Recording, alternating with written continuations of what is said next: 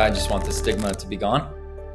I love there's some things in Utah that are being done. The Huntsman family in particular is a well-known family, and they decided to put a lot of effort into this, but we've had the stigma associated with these things for too long, and that will deter people from getting early intervention. It's no different than cancer. So that's the part that I would want to focus on. You see it from friends. I've had people close to me have some of the toughest things happen in life, and we need a productive society.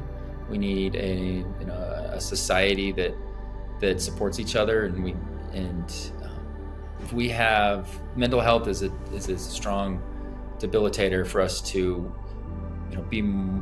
have a better positive work culture, to have a closer family knit, and those are the things that provide success to us as a community. And it's key to the debilitating factors of mental health, because when we're sick outwardly and you have a broken leg or something, it's obvious and you need to take some time off and you get back to work. But mental health, if you don't really fix it, it lingers for years and years and years, and you ultimately become not a productive society. And that would be, that's the first thing that comes to my mind with why it's important. This is a tough job. It's a uniquely tough job, right? It's maybe not the grind of having to come up with the sales numbers or the stress of I think about my baby that had a massively difficult surgery on his chest when he was born. I can't imagine what that doctor goes through, that surgeon goes through. So this job is very uniquely challenging, but it's very strenuous on your well-being and your mind. We're trying to solve big problems for our nation, and there's so much toxicity that exists in this world. I just have to find ways to step out of it. I have to exercise. I have to golf. That always doesn't help my mental health, because sometimes I don't play very well. But overall, it's at least, trying to accomplish something outside of what I'm doing. So, play with my kids. There's a big release that I have just to be able to spend time with my kids, take them to their little league games and watch them excel and learn new things. It's fun. For me, it's a matter of changing it up. I can't just be working, 24/7, 7 days a week. You can in this job. You can bury yourself in this because there's always something to attend or something to be doing, and just finding a way to pull yourself out of it and do just a few hobbies that you love. My wife, honestly, I kind of begged her to get a hobby. She was we have 4 kids under 11, and I think she was just getting so consumed with it. I'm like, "Hon, you need to get a hobby." And now she's like, she took it to the next level. I feel like she's trying to become a professional tennis player now.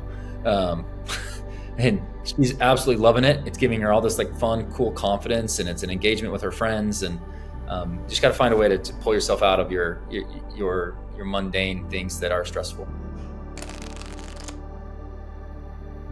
I'm on committees of jurisdiction that I do. I deal with tax and trade and healthcare, Social Security, budget. So most of that stuff is all dealing with fiscal responsibility, and I would argue we're not very responsible back here in Washington. But as I look at my whole portfolio of what I get involved with, there's 2 things. We do a lot of stuff in outdoor recreation, and we were successful in accomplishing some bills signed into law my first term. And it is going to provide new opportunities for people to go and be a part of the great outdoors. There is nothing more mentally satisfying than being out in nature and things like that. I don't get a chance to do it much. Like I was saying earlier, it's usually over 18 holes of golf, which is about as much of a hike or nature that I get. But we created some bills that did that. Then the second piece is clearly what we're on. We sit on the health subcommittee in Ways and Means. And before COVID, I think it was there was a reluctance to embrace telehealth and being able to have quicker access and fewer barriers. I mean, to schedule a time when your kid's not napping and you can get in to see the doctor but deal with the other carpools, it's really hard to just go see the doctor and do these constant check-ins. But COVID made it so our society recognized, like, oh wait, telehealth can actually be a really positive thing.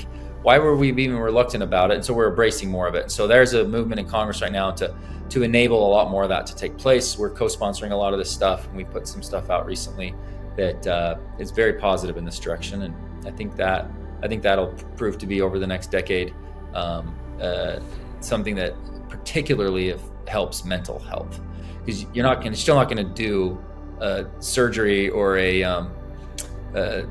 like a treatment, cancer treatment over Zoom, but you can definitely communicate with your healthcare provider and make it more seamless, and that reduces barriers.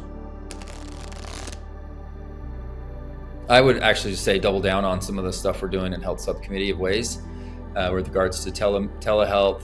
We've got the child tax credit that we're working on. Republicans have been very supportive of that over several decades, and trying to get that to the right spot so families they're freed up a little bit on what they can do to provide for their kids.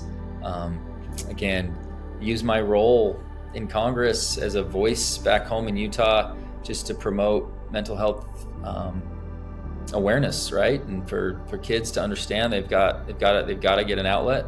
I heard my child talking about, like, doing some therapy, right? Like, just using the term would have been so taboo for me as a fifth grader, but he probably talked to a friend that was going to therapy, and whoever that friend was willing to, like, mention it, that he was like, that's a fundamental shift in our society that I'd love to keep doing. I would love to do my part to promote that as much as we can. Now it's your turn. Why is mental health important to you? Post on social media with the hashtag #Take5 for mental health.